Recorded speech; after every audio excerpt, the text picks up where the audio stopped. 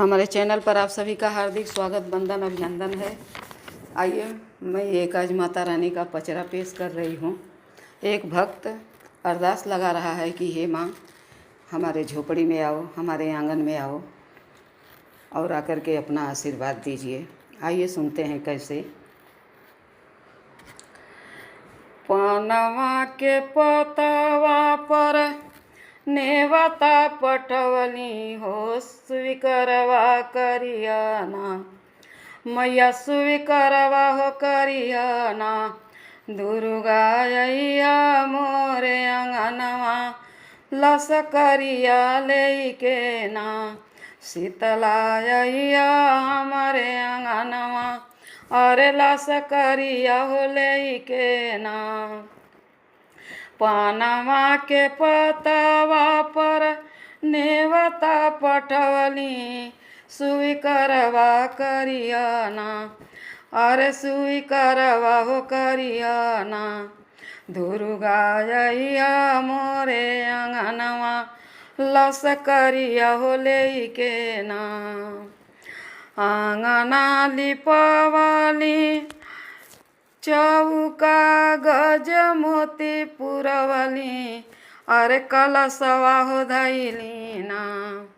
आंगना लिपवली, चौका गज मोती पुरवली, कलशवा हो धैली ना। गंगा जलवा से भरा के माई, कलशवा हो धैली ना। गंगा जलवा से भरवली माई, कलशवा हो धैली ना। गैया के घियाना का दियाना जरवली, हो बिछवले बाटीना। मैया मड़ुआ और दवनवा, तोहरे स्वागत मयरियाना, तोहरे स्वागत मयरियाना।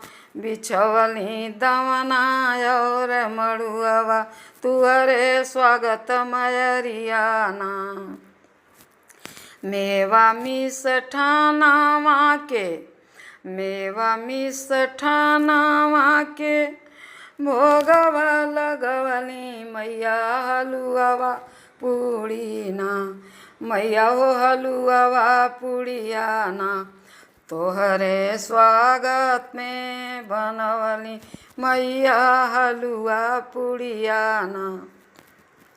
तोहरे स्वागत में बनवली हलुआ पूड़ी मयरियाना। भगता बुलाई जगरतवा कराई हो, मयरिया हमारी ना। भगता बुलाई जगरतवा करवली, हो मयरिया हमारी ना। देखी देखी मन मुसुकैली, हो मयरिया हमारी ना। देखी देखी मन मुसुकैली, हो मयरिया हमारी ना। होई के मगनवा शीतला, दिहली आशीषिया, हे सेवकवा हमारा ना। अरे सेवकवा हो हमारा ना। लहर कीर्ति के पतकवा, अरे सेवकवा हो हमारा ना। लहर कीर्ति के पतकवा, अरे सेवकवा हो हमारा ना। हाथ जोड़ी बिनम गंगोतरी, धन्य भैला जनमवा, अरे दर्शनवा हो दिहलू ना। मैया मोर दर्शनवा हो दिहलू ना। आई के घरवा मोर मकनवा, अरे दर्शनवा हो दिहलू ना। आई के घरवा में मकनवा में, दर्शनवा हो दिहलू ना। धन्यवाद। अगर ये गीत अच्छा लगा हो पचरा माता रानी का, तो प्लीज़ लाइक शेयर सब्सक्राइब ज़रूर कीजिएगा। धन्यवाद जी।